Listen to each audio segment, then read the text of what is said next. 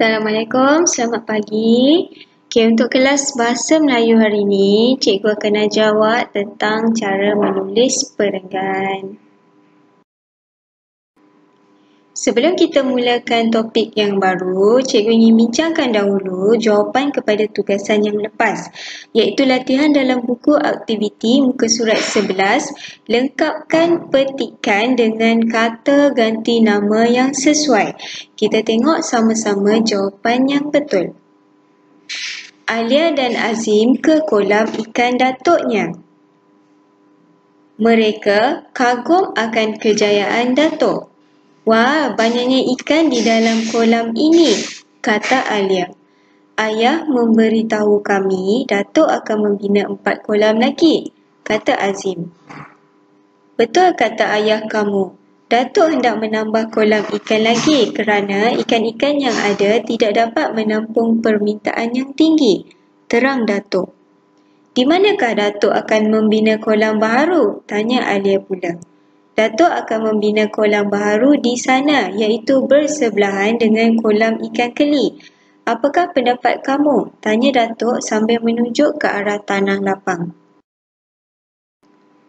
Bersebelahan dengan kolam ikan keli ada pokok buluh.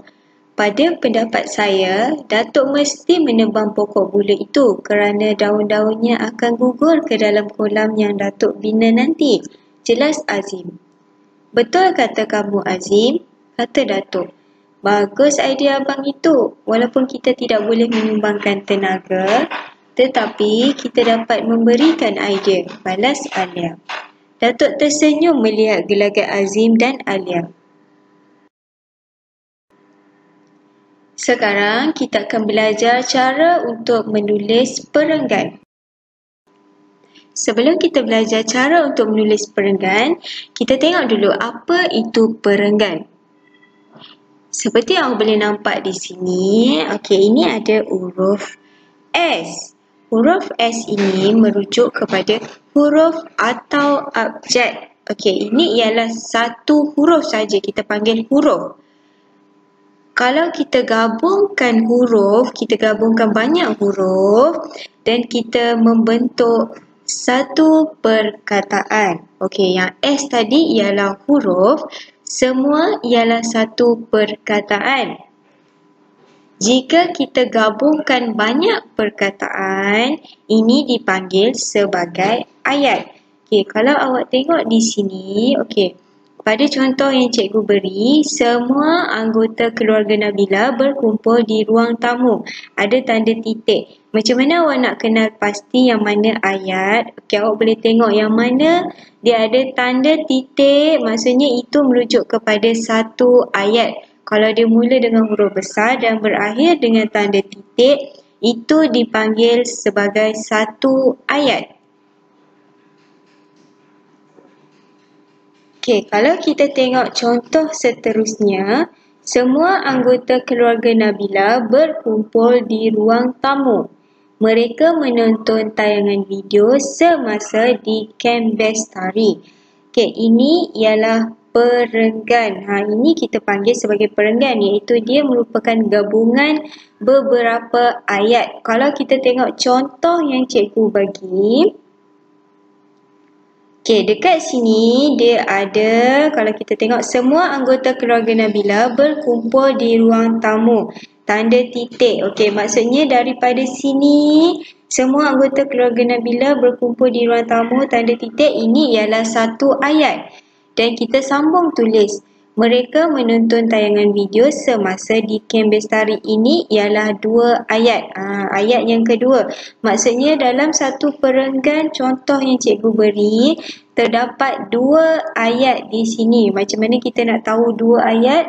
Kita tengok bilangan tanda titik saja. Kalau awak nak tahu berapa banyak bilangan ayat yang ada dalam perenggan, awak tengok bilangan tanda titik. Awak cari dekat situ, ada 1 titik, ada 2 titik, maksudnya ada 2 ayat di situ. Kita tengok contoh. Ini adalah petikan yang ada dalam buku teks awak, muka surat 14. Buku teks muka surat 14 ada satu petikan. Okey, petikan tentang kilang batik Puan Hajah Aminah. Kalau kita tengok di sini, satu cerita ini dipanggil sebagai petikan. Kalau kita tengok ada satu petikan. Okey, semua ini dipanggil sebagai satu petikan. Perenggan merujuk kepada yang bahagian atas. Kalau kita tengok contoh, okey, ini ialah perenggan. Satu perenggan. Okey, ini dah masuk perenggan yang kedua. Macam mana awak nak kenal pasti mana satu perenggan ataupun perenggan tu dia berakhir di mana? Awak boleh tengok dia mesti ada selang sebaris. Okey, macam contoh yang ini. Dan disertai oleh 30 orang anak yatim, tanda titik. Dia selang sebaris dan dia bermula pada tengah sikit. Dia tak mula perenggan yang baru, kita tak boleh mula daripada tepi. Macam perenggan pertama kita boleh mula daripada garisan tepi. Tapi perenggan kedua dan perenggan seterusnya kita bermula di tengah sedikit. Ini sama semua. Tapi perenggan pertama saja kita mula dari tepi. Okey, kalau awak nampak macam ni bentuk dia, maknanya ini ialah perenggan yang baru. Kemudian kalau awak tengok lagi selang sebaris, ini ialah perenggan yang ketiga. Dan selang lagi sebaris, ini ialah perenggan yang keempat. Maksudnya di sini, kalau kita tengok dalam petikan ini, dia ada 4 perenggan, iaitu perenggan yang pertama, perenggan yang kedua, perenggan yang ketiga, dan perenggan yang keempat. Satu petikan, 4 perenggan. Okey, bagaimana pula dengan ayat? Kalau awak tengok dalam petikan ini, agak-agak ada berapa ayat semua yang ada dalam petikan? Seperti yang cikgu dah terang tadi, macam mana awak nak kenal pasti berapa bilangan ayat, awak boleh kira bilangan tanda titik. Okey, kita tengok sama-sama. Kita tengok perenggan yang pertama, mana tanda titik? Okey, ini tanda titik yang pertama. 1, 2, 3, 4, 5, 6, 7, 8, 9, 10. Okey, kalau kita tengok di sini, dia ada 10 tanda titik. Maksudnya petikan ini mengandungi 10 ayat semuanya. Baiklah, awak boleh buka buku teks Bahasa Melayu Jilid 1, muka surat 15, terdapat 3 gambar di situ.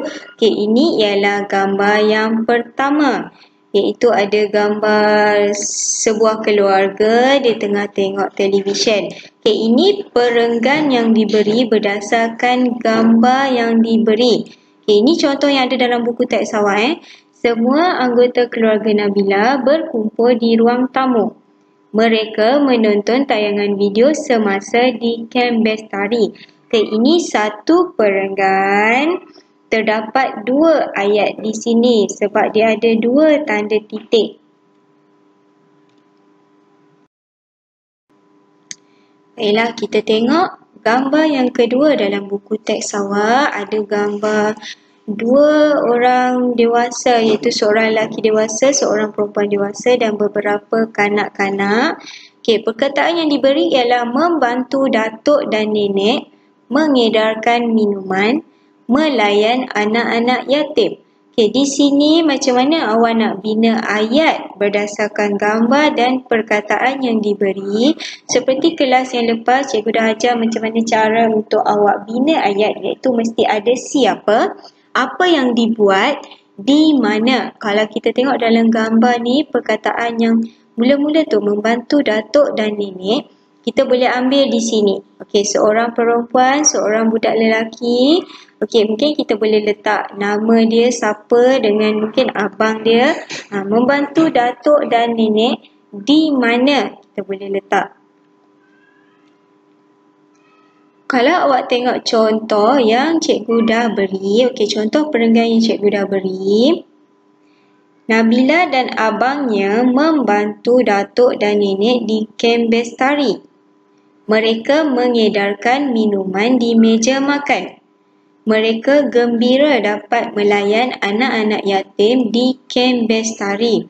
Okey, ini contoh perenggan yang cikgu beri. Okey, kalau awak tengok, cikgu mulakan perenggan ni di tengah sikit sebab dia adalah perenggan yang kedua, bukan perenggan yang pertama. Perenggan yang pertama yang gambar pertama tadi. Perenggan yang kedua, bagi gambar yang kedua, awak perlu tulis mula tengah sikit ataupun selang 2 jari dari garisan tepi, baru awak mulakan ayat awak. Kalau kita tengok dalam perenggan ni, dia ada 3 ayat. 1, 2 dan 3 ayat. Seterusnya kita tengok gambar yang ketiga dalam buku teks awak. Okay, ada gambar beberapa orang kanak-kanak. Okay, dia tengah naik apa ni, jambatan gantung. Di mana? Okay, dekat dalam hutan.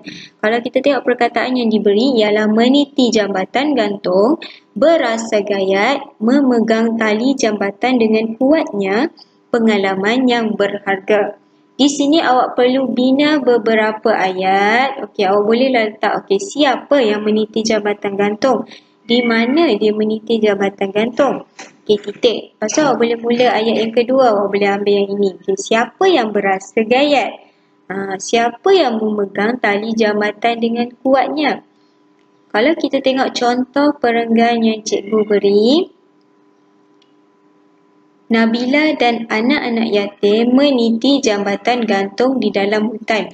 Okay, meniti jambatan gantung, cikgu dah ambil perkataan yang diberi dah ada kat sini. Cikgu cuma tambah siapa dan di mana, di dalam hutan, tanda titik. Seterusnya mereka berasa gayat lalu memegang tali jambatan dengan kuatnya. Nabila gembira mendapat pengalaman yang berharga di kem bestari. Okay, cikgu nak ingatkan pada awak, mula ayat mesti huruf besar dan habis ayat mesti ada tanda titik. Awak mesti tulis tanda titik. Seterusnya, kita akan tengok macam mana cara kita nak tulis perenggan-perenggan yang telah kita bina tadi dalam buku teks. Seperti yang awak boleh nampak di sini, ini ialah tajuk kenangan di kem bestari, yang mana tajuk ni awak boleh ambil dalam buku teks awak. Kenangan di kem bestari. Selepas tajuk mesti tulis di tengah. Di barisan paling atas, awak perlu selang sebaris dan baru awak mulakan dengan perenggan yang pertama, iaitu dari tepi garisan tepi buku tulis. Semua anggota keluarga Nabila berkumpul di ruang tamu. Mereka menonton tayangan video semasa di kem bestari. Perenggan yang pertama ni awak boleh tengok dalam buku teks awak, dia dah beri contoh dah. Seterusnya, cara untuk menulis perenggan yang kedua. Lepas awak dah habis tulis perenggan pertama, awak kena selang sebaris, baru awak mula tulis perenggan yang kedua. Perenggan yang kedua ni awak tak boleh mulakan dari tepi. Awak perlu mula tengah sedikit daripada yang tepi. Nampak tak? Dia tak sebaris pun dengan barisan, dengan perenggan yang pertama tu. Perenggan kedua dia mula tengah sedikit. Dan sama seperti perenggan yang ketiga, selang sebaris baru awak mula tulis perenggan yang ketiga, mesti bermula ke tengah sedikit banding dengan perenggan yang pertama tadi. Tajuk mesti di atas, di tengah. Perenggan pertama mesti ditulis dari garisan tepi dan awak selang sebaris, sambung tulis perenggan yang kedua. Perenggan kedua dan seterusnya mesti ditulis jarak 2 jari dari garisan tepi. Seperti contoh yang awak boleh tengok di sini. Baiklah, sekian saja kelas kita pada hari ini. Kita bertemu lagi dalam kelas akan datang bersama saya, Cikgu Atira. Assalamualaikum. Bye.